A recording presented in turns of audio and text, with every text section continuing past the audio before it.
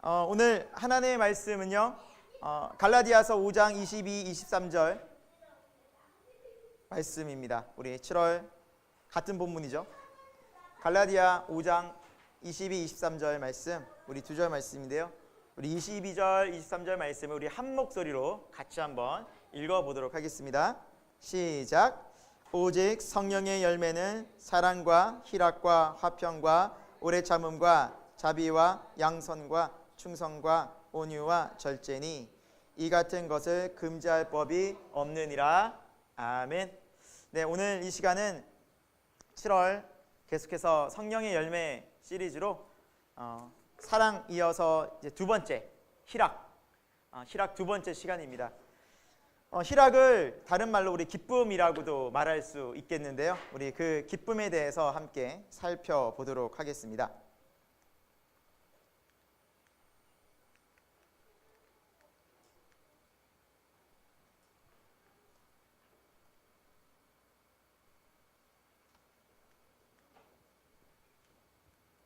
네, 여러분 우리는 살아가면서 처음부터 모든 것을 알 수 있진 않습니다. 그래서 태어나면 제일 먼저 묻고 하는 말이 이것일 것입니다. 이게 뭐야? 이거 왜 이래? 이건 뭐야? 이건 뭐야? 하면서 하나하나 아이들은 궁금증을 갖고 묻기 시작합니다. 그렇게 질문이 계속해서 많아지면서 이 아이들은 이것은 먹어도 되는 것이구나, 이건 먹으면 안 되는 것이구나, 혹은 직접 경험을 통해서 이건 먹으면 안 되겠구나, 이건 딱딱해서 씹을 수 없구나, 그러면서 세상을 알기 시작합니다. 사실 처음부터 태어나면서 다 모든 것을 알 수는 없기에 우리는 차근차근 하나씩 배우게 된다는 것이죠. 여러분 우리가 세상을 통해서 하나하나 배워나가는데요. 기쁨에 대해서 혹시 여러분 배워보셨습니까? 기쁨이 이런 거야, 우리 삶의 기쁨이란 이런 것을 의미한단다 라고 여러분 혹시 배워보신 적 있으십니까? 저 개인적으로는 없더라고요. 저도 생각해보니까 우리 아이들에게 기쁨이란 이런 거야 라고 가르쳐 준 적도 없더라고요. 우리가 기쁨에 대해서 말씀을 나누고 있는데요. 참 이 기쁨이라는 것이 정확한 정의, 기쁨이 어디서 오는지 잘 모르고 살아가면서 막연히 이 기쁨은 주관적인 감정으로 판단될 때가 많았던 것 같습니다. 그러니까 어떤 일을 겪으면서 또 어떤 사건을 맞이하면서 내게 기뻤던 경험들이 그 일을 기쁨으로 생각하게 만들었던 것이죠. 그리고 다시 또 우리는 그 기뻐한 일을 계속해서 해 나가게 된다는 것입니다. 여러분 혹시 여러분 기쁘십니까? 옆에 분들에게 한번 물어보시기 바랍니다. 대답은 안 하셔도 돼요.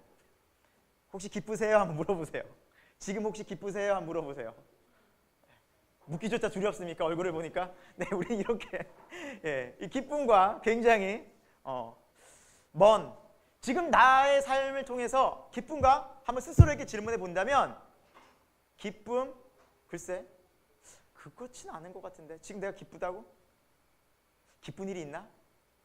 요 근래에 기쁜 일이 없었고 지금도 별로 기쁘지 않은데? 그렇게 생각해 볼 수 있는데요.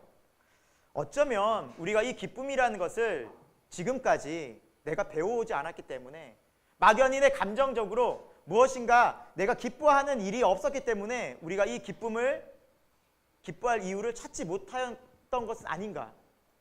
정말 기쁨이 무엇인지 우리가 모르고 살았기 때문에 기뻐할 이유를 잘 몰랐기 때문에 지금 기쁘세요 했을 때 내가 뭐 때문에 지금 기쁘지? 내가 왜 기쁘지? 글쎄 기쁜 게 없는데? 라고 생각되는 건 아닌지. 여러분 오늘 우리가 함께 이 두 번째 기쁨의 시간에서는 기쁨이 무엇인지를 좀 배워보려고 합니다. 우리가 지금까지 기쁨은 이런 것이야 세상에서 누구에게도 들어보지 못했고 또 우리가 스스로 찾아서 이것이 기쁜 일인 것 같아 라고 생각해봤지만 정말 그것이 기뻤던 일이었을까? 참 기쁜 일이었을까? 라고 한 번 더 생각해 볼 수 있는 시간이 되었으면 좋겠습니다. 그래서 기쁨이 무엇인가? 기쁨이 어디서부터 오는 것이지? 한번 생각해 보는, 말씀을 통해서 한번 찾아보는 그런 시간이 됐으면 좋겠습니다. 기쁨이 뭘까? 오늘 그 마음을 가지고 함께 말씀으로 한번 들어가 보도록 하겠습니다. 성경에서 말하는 기쁨은 바로 여기에서 찾아볼 수 있다라고 말씀합니다. 하나님 나라를 소망하는 기쁨입니다. 여러분, 세상에서 기쁜 일이라고 하면 결혼을 하게 되잖아요. 또 우리가 가족 생활을 하니까 기쁜 게 뭐냐면 가족 가운데서 찾는 기쁨이 참 커요. 그러니까 엄마 아버지를 기쁘게 해드리면서 내가 기쁘고요. 그리고 결혼을 하면 남편이 혹은 아이들이 기쁘면 내가 그렇게 기뻐요. 그러니까 가족을 통해서 굉장히 기쁨을 우리가 찾고 맛볼 수가 있더라고요. 집 좋아 보이죠? 우리 집은 아니고요. 좋은 집 하나 인터넷 찾아봤는데 제가 보기에 좀 좋은 집 같아서 이렇게 2층으로 뒤에 송전탑이 좀 보이긴 하지만 아무튼 굉장히 좋아 보이고 이뻐 보이는 집이에요.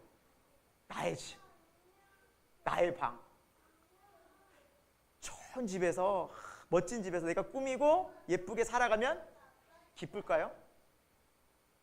기쁠 것 같아요. 저는 아직 못 꾸며봐서 충분히 기쁠 것 같아요. 즐거울 것 같아요. 좋은 집에서, 내 집에서 살면 정말 행복할 거예요. 분명히 이것은 기쁨을 우리에게 주기도 합니다. 또 이제 8월 다가오는데 여러분, 8월이면 다 여행을 떠납니다. 열심히 일하고 이제 여행을 떠나죠.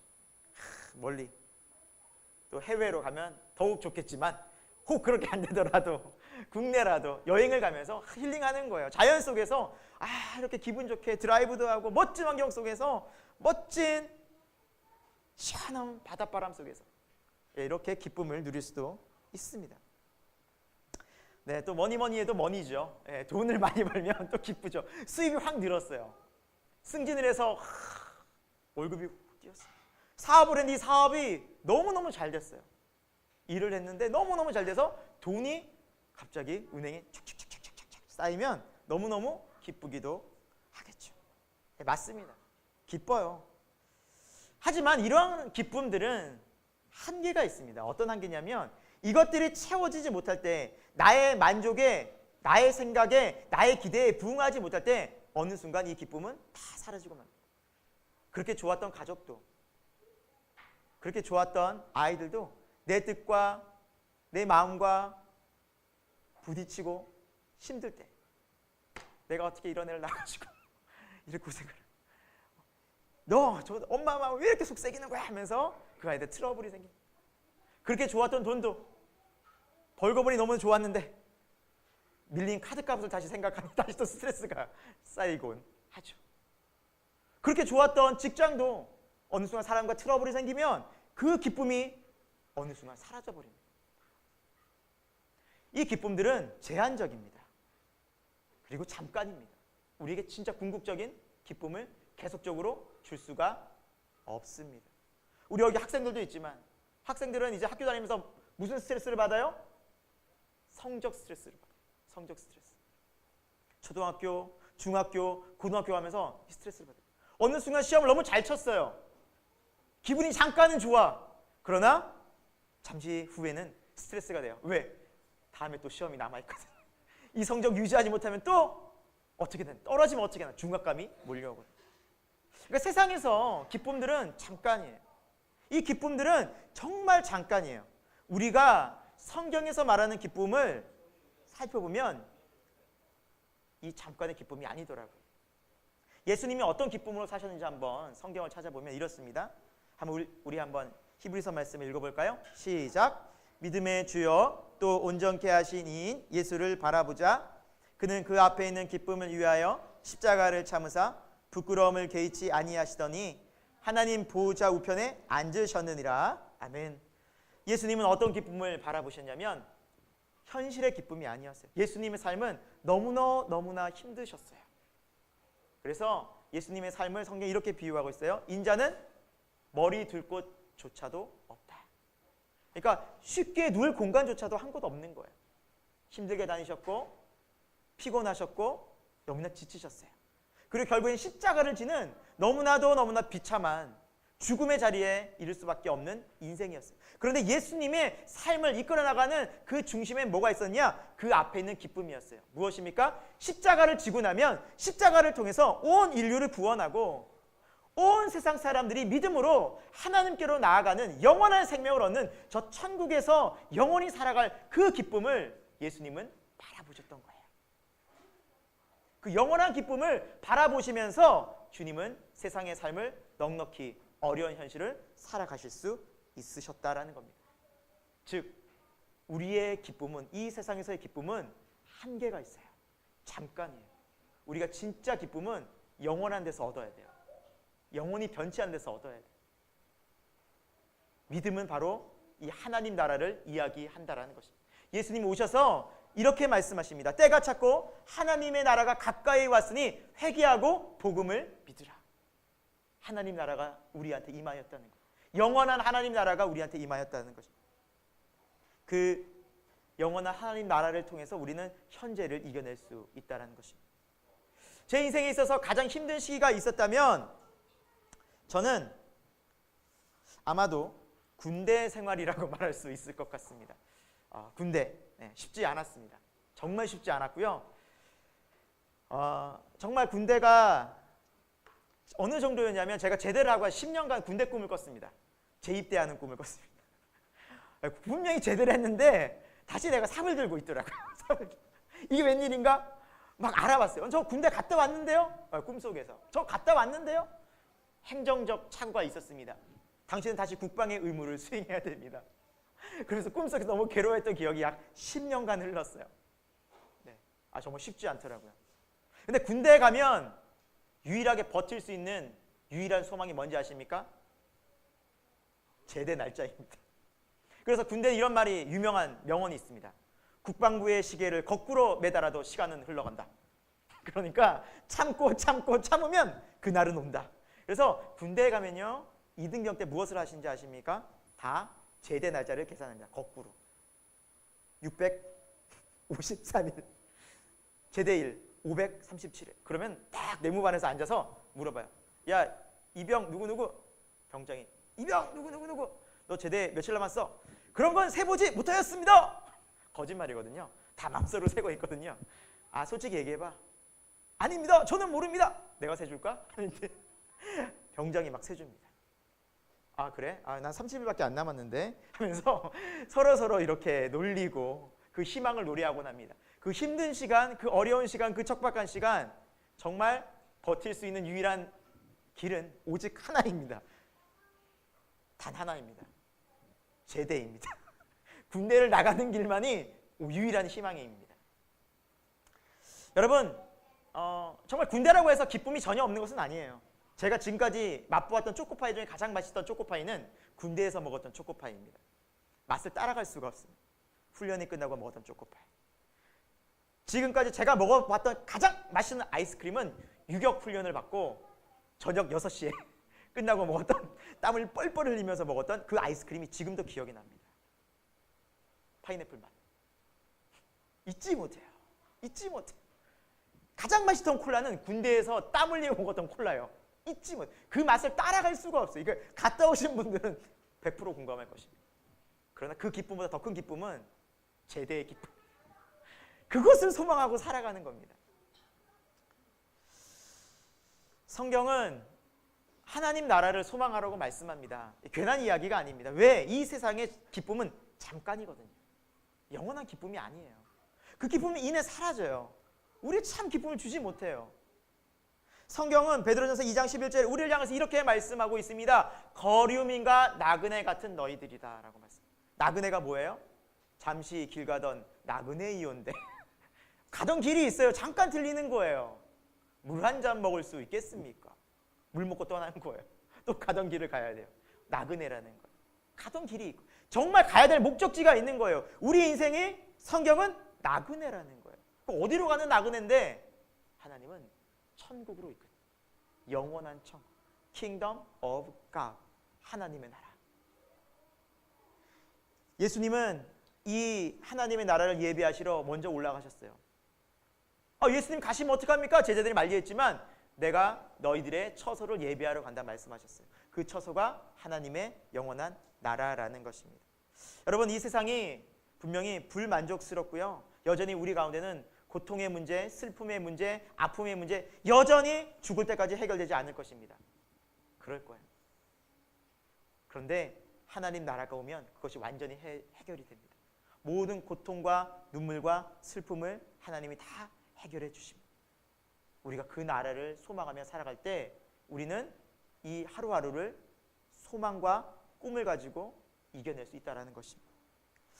우리 마태복음 25장 23절에 하나님께서 달란트 비유로 우리의 삶을 설명해 주셨는데요. 이 달란트 비유에는 이 부분이 너무나 핵심 포인트입니다. 우리 같이 한번 읽어볼까요? 시작! 그 주인이 이르되 잘하였도다 착하고 충성된 종아 내가 적은 일에 충성하였음에 내가 많은 것을 내게 맡기리니 내 주인의 즐거움에 참여할지어다 하고, 우리 모든 한 사람 한 사람이 주님을 만날, 다시 주님을 만날 그날이 올 것입니다. 그때 주님은 물을 것입니다. 내가 준 시간으로, 내가 준 재능으로, 내가 준 건강으로, 내가 준 모든 기회들로 너 무엇을 했니? 내가 준 달란트로 너 무엇을 했니? 그때 주님 여기 있습니다. 제가 주님께서 주신 것을 이렇게 충성되게 살았습니다. 잘했어. 이제 진짜 즐거움에 초대할게. 진정한 즐거움에 내가 너를 함께 초대하고 싶고, 이때 진짜 우리의 삶은 시작된다는 것이죠. 바로 그 천국이 우리의 진정한 기쁨이 되는 줄로 믿습니다. 두 번째, 우리가 살아가면서 잊지 말아야 할 성경에서 말하는 기쁨은 두 번째가 아니군요. 지난 시간에 이어서 계속 얘기하면 다섯 번째입니다. 주 안에 있는 기쁨입니다. 주 안에 있는 기쁨. 우리 한번 이 빌립보서 말씀을 같이 한번 읽어볼까요? 시작! 주 안에서 항상 기뻐하라. 내가 다시 말하노니 기뻐하라. 여러분, 기뻐하라고 말할 수 있습니다. 저로 여러분들에게 여러분 기뻐하십시오라고 말할 수 있는데요. 그런데 상황이 지금 바울이 이 기뻐하라고 말해야 하는 이 상황은요, 감옥이었습니다. 지금 빌립보서에 나오는 이 내용은 바울이 로마의 한 감옥에서 빌립보 성도들을 향해서 감옥 안에 쓰는 편지예요. 감옥은 어떻습니까? 지금도 그렇지만 예전은 더 그랬을 거예요. 자유가 없고요, 답답하고요. 예전엔 더 이렇게 돌, 지하, 햇빛이 안 되는 침침하고 어둡고 습기 차고 정말 살아가기가 너무나 척박한 그런 상황 가운데서 바울이 이야기한 것이 무엇입니까? 항상 기뻐하라. 어디 안에서? 주 안에서. 다시 말하노니 기뻐하라. 어디 안에서? 주 안에서. 참 놀랍지 않습니까? 어떻게 감옥 안에 있는 사람이 기뻐할 수 있을까? 우린 밖에서 이렇게 자유로운데도 기쁘지 않는데 이 기쁨이 뭐죠? 성경이 말하는 이 기쁨이 뭘까요? 이 기쁨은 관계 속에서 나오는 기쁨입니다. 주 안에서 주님과 함께하는 기쁨인 것입니다. 주님과 함께할 때 환경과 상황은 크게 문제가 되지 않는다라는 것입니다. 여러분, 주님을 만나기 전 우리의 삶은 철저히 혼자였습니다. 외로웠습니다. 많은 문제들, 많은 현실적인 아픔들, 고통들 내가 스스로 해결해야만 했습니다. 도움을 구해보려고 하지만 내 친구도 내 부모님도 다 한계가 있었습니다. 결국 혼자서 끙끙거리면서 그 짐을 해결해야만 했을 것입니다. 그러나 예수님을 믿은 이후에는 달라집니다. 주님이 그 짐을 함께 져주십니다. 주님이 그 현장에 함께 하십니다. 사랑과 능력의 주님. 우리를 누구보다도 잘 아시고 이해하시는 그 주님이 우리와 함께 하신다라는 것입니다. 하나님은 우리를 구원하십니다. 예수님은 우리를 구원하기 위해 십자가를 지셨습니다. 맞습니다. 천국으로 우리를 인도하기 위함입니다. 틀린 말이 아닙니다. 그런데 하나님은 우리를 구원하시고서 저 높은 천국에 앉으셔서 부자 우편에서 야! 달려봐! 내가 너를 구원했으니 열심히 힘든 세상 내가 응원할게! 화이팅! 하면서 먼 하늘에서 이렇게 외치시는 분이 아니라 함께 옆에서 달리십니다. 함께 옆에서 계십니다. 우리의 호흡 속에서, 우리의 생각 속에서, 우리의 기도 속에서.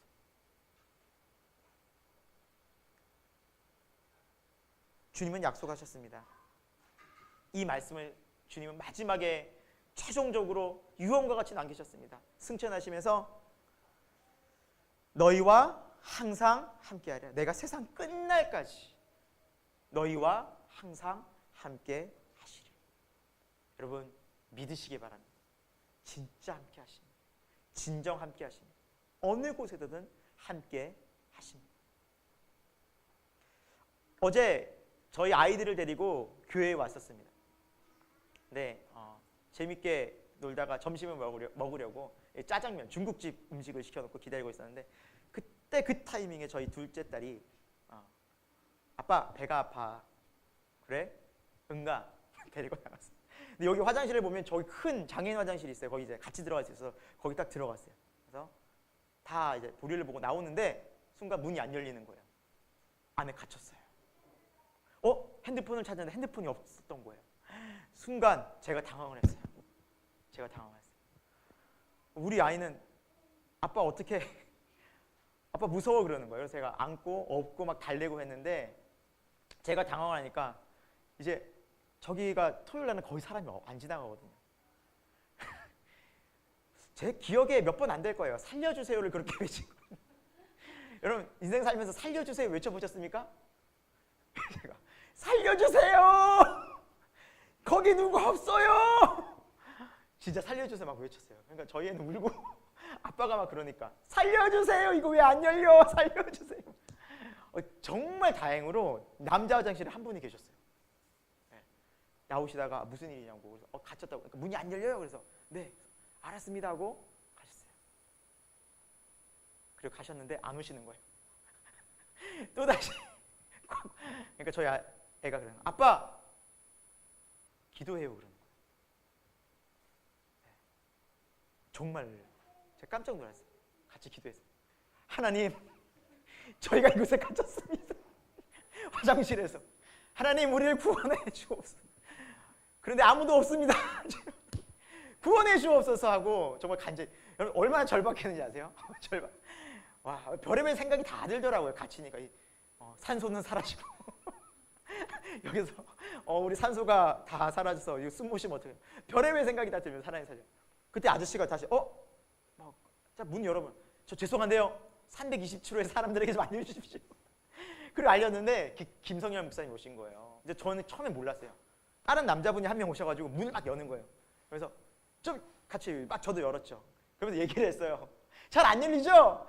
저 320km의 김성열 목사님 좀 부탁합니다. 밖에 김성열 목사님 있는데. 근데 같이 오는데 한마디도 안 하는 거예요. 본인인데. 같이 막 김성열 목사님 좀 부탁합니다. 불러주세요 하는데 안 열려요. 저 김성열 목사님 몰랐거든요. 아무 얘기 안 하니까. 그래서 누군지 몰라도 힘쓴다 그러는데 잠시 뒤에 누가 나무 젓가락에서 쭉쭉 하더니 문을 확 여셨어요. 그게 누구인지 아세요? 김성열 목사님. 네, 우리를 구원한 김성열 목사님이 화장실에 오셨었어요. 네, 정말 감사하게 한 20-30분 내로 이제 사건이 해결이 됐어요. 함께 계십니다. 제가요 그렇게 막 당황이 또 되더라고요.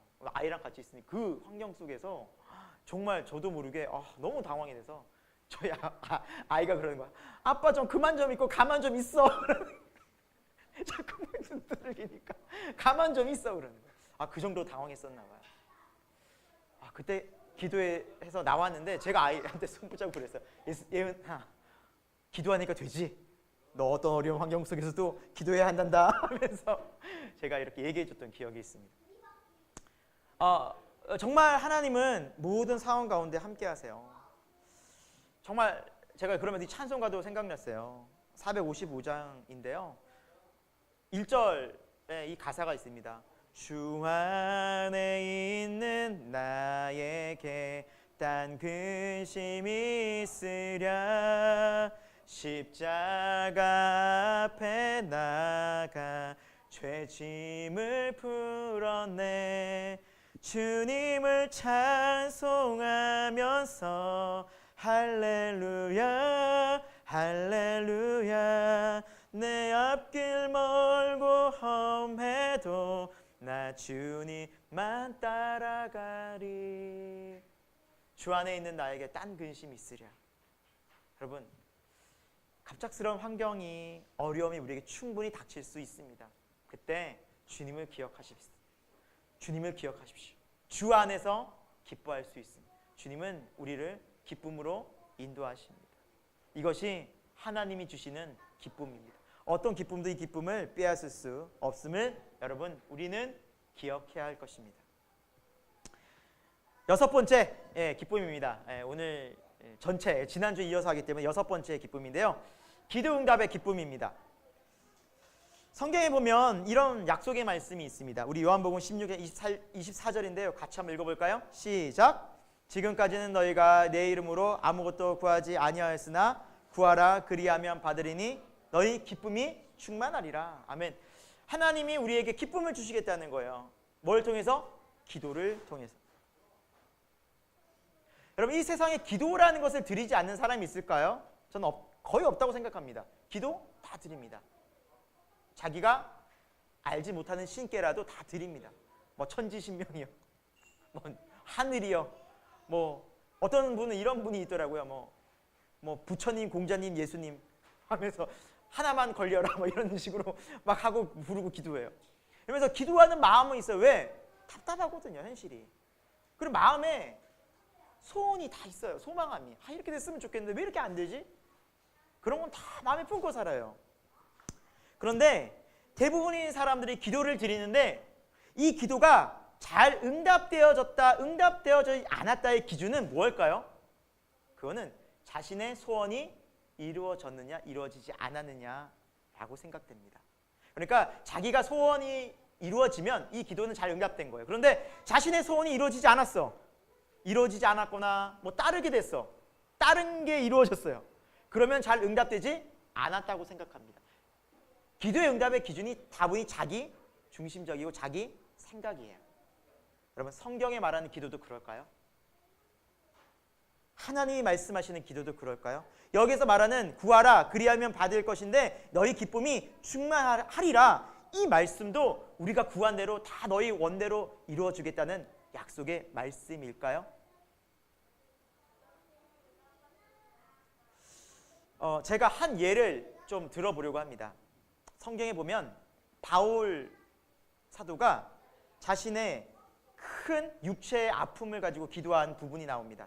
그것이 구체적으로 무엇인지는 알 수가 없지만 성경에는 바울이 자신의 육체의 아픔을 가지고 이렇게 표현합니다. 육체의 가시다. 사탄의 사자다.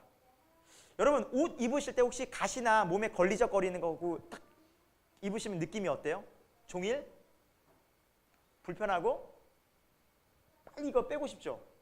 신발에 구두에 돌멩이 하나가 들어갔어. 걷는데 어떻게 해요? 계속 걸리적거려. 어때요? 빨리 앉아서 이거 벗겨내야지. 아니면 하루 종일 그 시간 내내 이게 생각이 나요. 육체의 가시. 바울이 어느 곳에 갈 때마다, 어떤 일을 할 때마다 항상 이것이 자신의 가시처럼 찔리는 거예요. 너무너무 괴로웠던 거예요. 그래서 하나님 앞에 3번을 간절히 기도했다고 나와 있어요. 3번. 그때 하나님의 응답이 이렇게 나옵니다. 이렇게 말씀하세요, 주님이. 한번 같이 읽어볼까요? 고린도후서 12장 9절인데요. 시작. 나에게 이르시기를 내 은혜가 내게 족하도다. 이는 내 능력이 약한 데서 온전하여 짐이라 하신지라. 그러므로 도리어 크게 기뻐함으로 나의 여러 약한 것들에 대하여 자랑하리니 이는 그리스도의 능력이 내게 머물게 하려 함이라. 아멘. 이것은 무엇입니까? 하나님께 기도했는데 이 육체의 가시를 해결해 주옵소서, 이 질병을, 이 고통을, 그 문제를 뭔지는 모르겠지만 해결해 주옵소서 기도했는데 해결이 됐다는 거 안 됐다는 거예요? 안 됐어요. 안 고쳐졌어요. 그게 안 이루어졌어요. 그런데 바울이 지금 느낌이 어떻다는 거예요? 도리어 크게 기뻐했다는 거예요. 자기가 원하는 대로 기도가 안 이루어졌는데도 크게 기뻐했다는 거예요. 이게 뭐죠? 세상의 기도는 이렇지 않아요. 근데 성경에서 말하는 기도는, 믿음의 기도는 이래요. 왜 그럴까요? 우리가 하나님과의 관계에서 드리는 기도는 우리가 원하는 것을 얻었을 때 기쁨을 누리지 못하고요, 하나님의 뜻을 알았을 때 너무너무 기쁜 거예요. 하나님의 뜻을 알았을 때 너무너무 기쁜 거예요. 하나님의 마음을 아니까 너무너무 기쁜 거예요. 이게 기도의 응답이에요. 그러니까 하나님 말씀하시는 거예요. 바울아, 지금 너에게 준 것은 내 할 뜻이었어. 지금 너는 충분히 은혜가 차고도 넘쳐. 오히려 너가 이렇게 약할 때 내가 널 강하게 들어쓰는 거야. 너가 이러지 않으면 너는 교만해져. 너 끝까지 내가 승리하고 구원받게 하기 위해서 내가 널 이렇게 하는 거야. 이 십자가를 지는 거야. 그걸 알고 나니까 너무너무 기쁜 거예요. 너무너무 기쁜 거예요. 여러분, 우리가 기도를 드릴 때 때로는 하나님께 간절히 기도하지만 내 뜻대로 소원대로 이루어지지 않을 때가 분명히 있습니다. 실망하지 마시고요. 기도하시면 하나님의 뜻을 알게 될 터인데 그때 너무너무 기뻐하게 될 줄로 믿으시기 바랍니다. 믿으세요. 정말 기쁨을 찾아요. 기쁨을 찾아요. 제가 중학교 때 정말 간절히 드린 기도가 하나 있었어요. 뭐냐면 키였어요. 키. 왜 웃죠? 이렇게. 제가 중학교 1학년 때와 2학년 그 사이에 한 8cm가 컸어요. 근데 키가 작다 확 크니까 2학년, 3학년 8cm 계산해봤어요. 그러니까 키가 185가 되는 거예요. 쭉쭉 커서. 그래서 너무너무 막 기대가 차고 막 기도로 막 하나님, 제 키가 그렇게까지는 안 되더라도 겸손하게 한 175에서 180 사이만 되게 주옵소서. 막 키가 안 크는 거예요. 2학년 때에서 한 2cm가 3cm가 컸나? 막 간절히 기도했어요. 근데 키가 3학년 때 돼서 중3 때에서 한 1cm가 컸어요. 그리고 안 자라더라고요. 요 키예요. 여러분 알다시피 거의 180이 조금 안 되는 키예요. 그런데 이 키가 계속 컴플렉스더라고요. 왜? 아이들은 외모에 되게 신경 쓰잖아요. 내가 조그만 키가 컸으면, 뭐 안 되는 이유 다 조그만 컸으면, 내가 농구를 못한 이유도 조그만 키가 컸으면 더 잘할 텐데, 그런 거예요. 다 그런 이유예요. 내가 좀 인기가 있을 수 있는데 키가 조금만 더 컸으면, 이런 거 다 키 때문에. 그러니까 막 컴플렉스가 돼요. 고등학교 시절에 딱 갔는데 어떤 목사님이 한 말씀을 딱 하시는 거예요. 계속 기도하고 있었는데, 여러분, 이룰 수 없는 것으로, 이미 고정되고 정해진 것으로 여러분 시간 빼앗기지 말고 여러분이 변화시킬 수 있는 것, 여러분이 변화시킬 수 있는 것에 힘을 쓰십시오. 여러분, 키, 외모 안 바뀝니다. 여러분 마음, 여러분 신앙 바뀔 수 있습니다. 거기에 투자하시고 거기에 집중하십시오. 나를 위한 말씀이었어요. 키 안 바뀌어요. 키, 외모 안 바뀌어요. 물론 성형수술 할 수 있지만 한계가 있잖아요. 그렇구나. 내가 너무너무 뻥 뚫렸어요. 이거구나. 내 중심, 내가 정말 신경 써야 될 건 그게 아니구나. 너무너무 감동받고요. 근데 너무 큰 은혜를 받고 키에 대한 생각을 다 접었어요. 그리고 저는 심지어 내가 키가 저기에 대해서 좀 작아서 그때는 그랬어요. 내가 여자친구는 사귈 수 있을까? 결혼이나 할 수 있을까? 그런 생각을 했어요. 다 이루어졌잖아요. 정말 감사하게도, 감사하게도, 너무너무 감사하게도 저의 기도의 응답인 것 같아요. 저희 아내는 제가 이상형이 아니었대요. 제가 물어보니까 저의 이상형 닮은 게 저는 하나도 없었어요. 알고 보니까. 근데 저는 이상형이 되게 많이 닮았거든요. 그러니까 하나님이 나중에는 눈을 가려 버리시더라고요. 그래서 결혼을 딱 시켜주셔가지고, 어쨌든 하나님은 기도 응답을 다 응답해 주셨어요.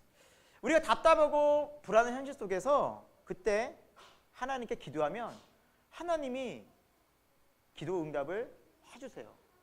여러분, 하나님 능력 없으셨을까요? 제 키를 185 못 만드셨을까요? 가능해요. 하나님 다 가능해요. 지금도 전 가능하다 믿습니다. 지금도 하나님이 할 수만 있으면 근데 굳이 하실 필요가 없어요. 하나님은 저 굳이 원하지도 않고요. 그냥 감사해요. 그거보다 더 중요한 걸 하나님의 뜻을, 마음을 알았으니까. 그러니까 하나님의 마음을 아니까요, 내가 원하던 것보다 더 귀한 게 무엇인지를 알게 되더라고요. 이것이 기도의 응답의 기쁨인 것입니다. 기도하십시오. 다 구하십시오. 하나님 응답하십니다. 무엇으로? 가장 좋은 것으로, 가장 필요한 것으로. 자, 7번째, 우리 복음 전파의 기쁨이 있습니다. 여러분, 복음은 무엇입니까? 복음은요, 우리가 너무 잘 알고 있어요. 우리 인간의 삶을 생각해 보십시다. 태어나서 열심히 일하다 결국엔 죽습니다. 태어나서 열심히 살아가다 결국엔 죽습니다. 이 틀에서, 이 길에서 벗어날 수 있는 사람은 단 한 사람도 없더라고요. 제 주위에는요. 여러분 혹시 찾아보셨습니까? 그런 분 알고 계십니까? 이런 삶이 아닌 분, 전혀 다 이런 삶을 안 사셨던 분, 태어나서 살다가 죽지 않은 분, 단 한 사람도 없더라고요.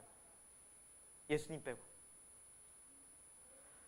우리 인간의 삶은 살다가 너무나 힘들게 고통과 불안과 근심 속에 살다가 결국엔 죽는데, 하나님은 이런 우리를 긍휼히 여기신 거예요. 그리고 우리를 향해서 하나님의 크신 구원의 손길을 베풀어 주셨습니다. 그분이 바로 예수님이셨습니다. 우리가 그래서 당해야 될 고통, 슬픔, 죽음을 예수님이 다 짊어지시고 십자가에 죽으셨던 것입니다. 이것이 복음입니다. 여러분, 이 복음을 경험하게 되면 너무너무 정말 기쁘고 행복합니다. 또 하나, 이 복음을 전하고 싶어요. 왜? 나만 갖고 있기 너무너무 옆에 가족이, 옆에 친구가, 옆에 아는 사람이 마음에 늘 걸려요. 그들에게 전하고 싶어져요. 그래서 그 복음을 전하려는 마음이, 감동이 생겨나게 됩니다. 사도행전에도 보면 이런 이야기가 줄을 잇습니다. 여러분, 사도행전을 1장부터 28장까지 보시면 다른 거 아니에요. 다 똑같아요. 복음을 어디에서 전하였더라, 복음을 어디에서 누가 전하였더라, 다 그래요. 예수님 믿은 이후에 우리의 삶은 단 하나예요.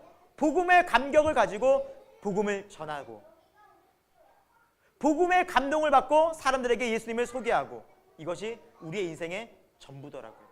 이것이 신앙이에요. 아닌 것 같지만 정말 이거예요. 근데 그 속에 하나님의 기쁨이, 넘치는 기쁨이 있다라는 것입니다. 사도행전 13장 49절부터 52절까지의 말씀은 바울과 바나바가 복음을 전하다가 결국에 쫓겨나고, 결국에 고통 가운데 이들이 박해를 받고 다른 지역으로 이동하는 장면이 나옵니다. 그런데 52절에 보십시오. 그들의 상황이, 그들의 마음이 이렇게 성경은 표현되고 있습니다. 52절만 같이 읽어볼까요? 시작. 제자들은 기쁨과 성령이 충만하니라. 아멘.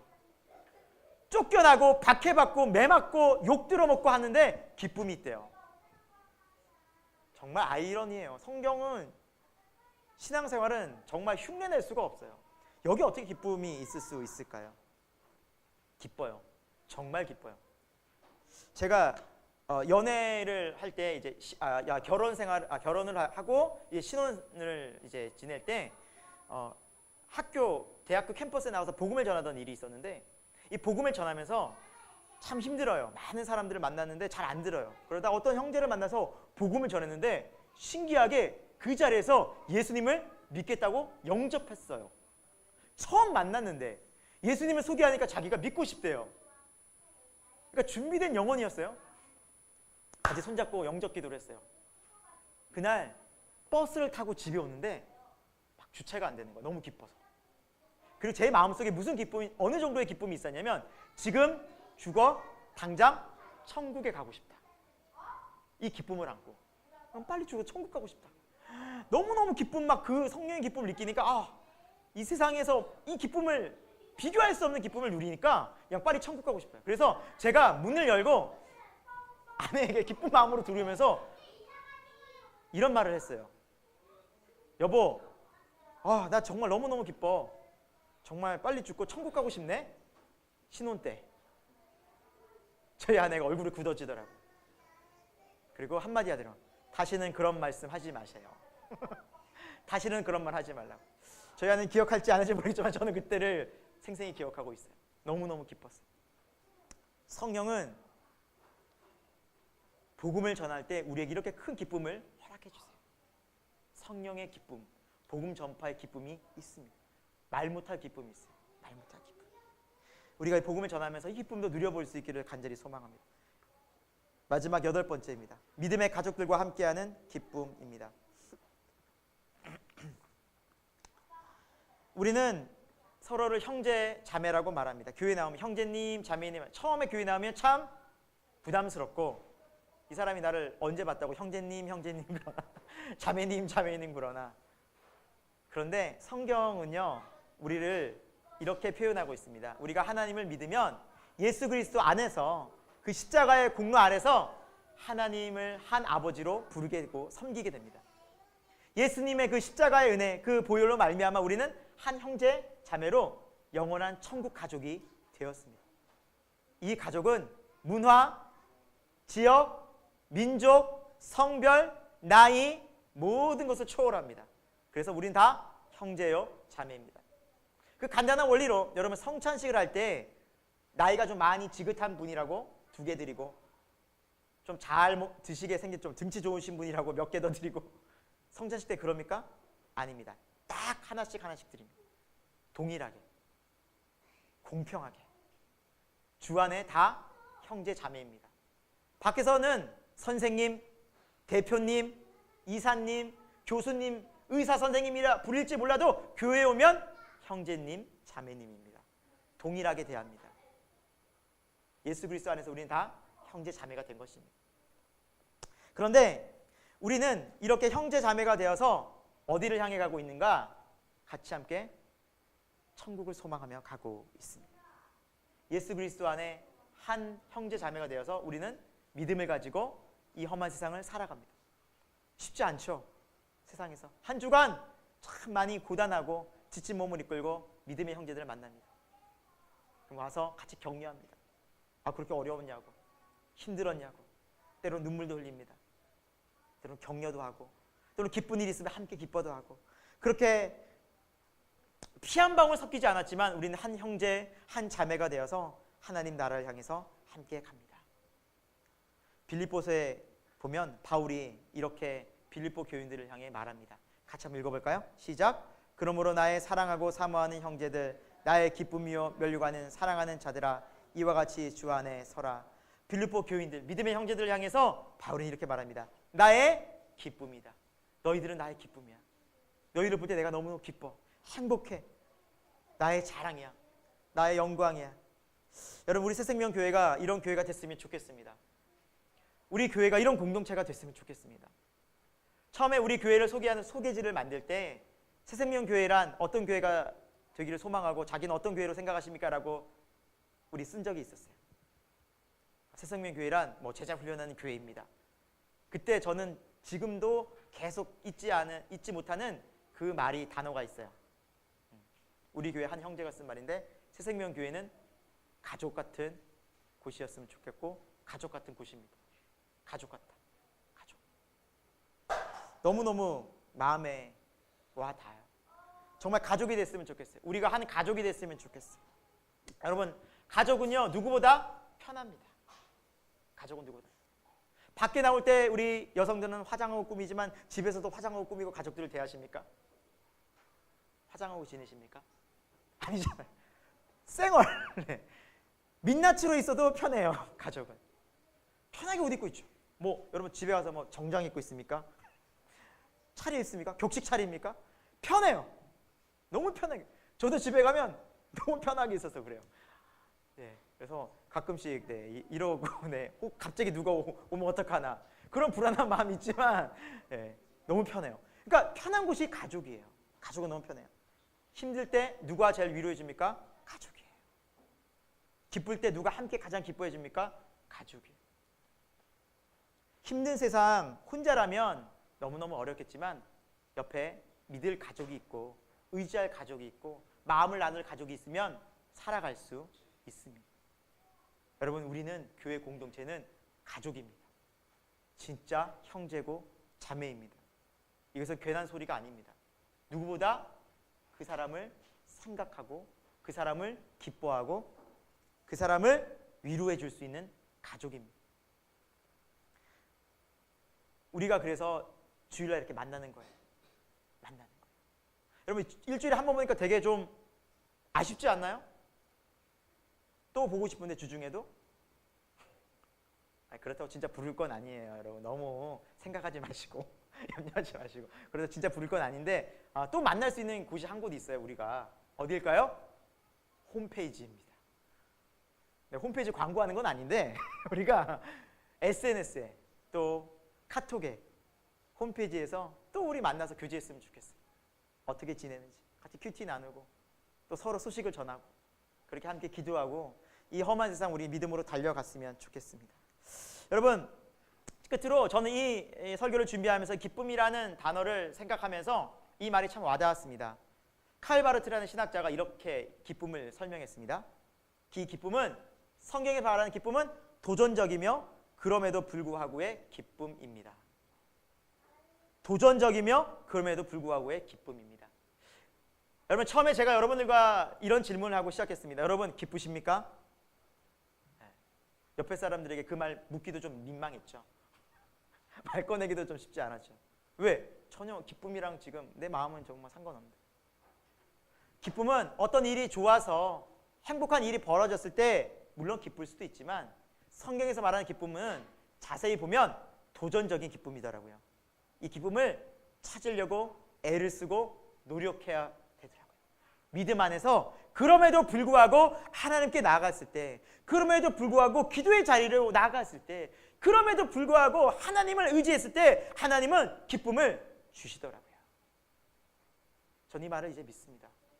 확신하게 말씀을 준비하다 보니까 살아갈 수 있겠더라고요. 항상 기뻐하라. 항상 기뻐할 수 있겠더라고요. 왜? 우리가 이렇게 살면. 부활을 늘 생각하십시오. 죽음 이후에 우리는 끝나지 않습니다. 예수님 부활하셨습니다. 우리도 부활할 것입니다. 여러분, 구원의 기쁨을 생각해 보십시오. 하나님 나를 사랑하셔서 십자가에서 구원을 이루셨습니다. 우리를 너무너무 사랑하셔서 생명을 버리기까지 우리를 구원하셨습니다. 그때 우리는 구원의 기쁨을 알 수 있습니다. 여러분, 고통 중에 있습니까? 하나님 고통 중에서 우리를 위로하시고 기쁨을 주신다고 약속하셨습니다. 이 기쁨을 누리십시오. 천국 소망을 여러분 마음속에 늘 살아가고 품고 사십시오. 세상은 금방 언제 어떻게 될지 바뀔지 모릅니다. 천국은 영원합니다. 그 영원한 것이 아니면 우리 이 세상에 잠시 잠깐에 절대 만족할 수 없기 때문입니다. 주 안에 있는 기쁨이 있습니다. 어떤 상황 가운데 있든지, 어떤 형편 가운데 있든지, 감옥에 있을지라도 바울은 기뻐할 수 있었던 이유가 바로 주님과 함께 했기 때문입니다. 여러분, 기도 응답을 경험하고 기뻐할 수 있기를 소망합니다. 복음 전파를 하면서 기쁨을 누려볼 수 있기를 소망합니다. 믿음의 지체들과 함께할 때 기쁨을 경험할 수 있기를 소망합니다.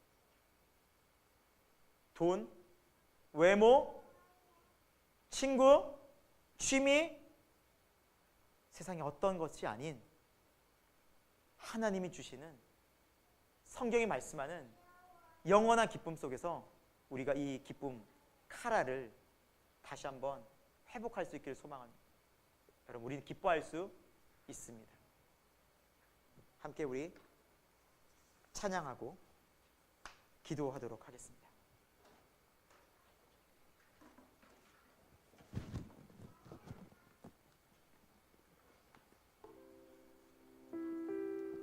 성령님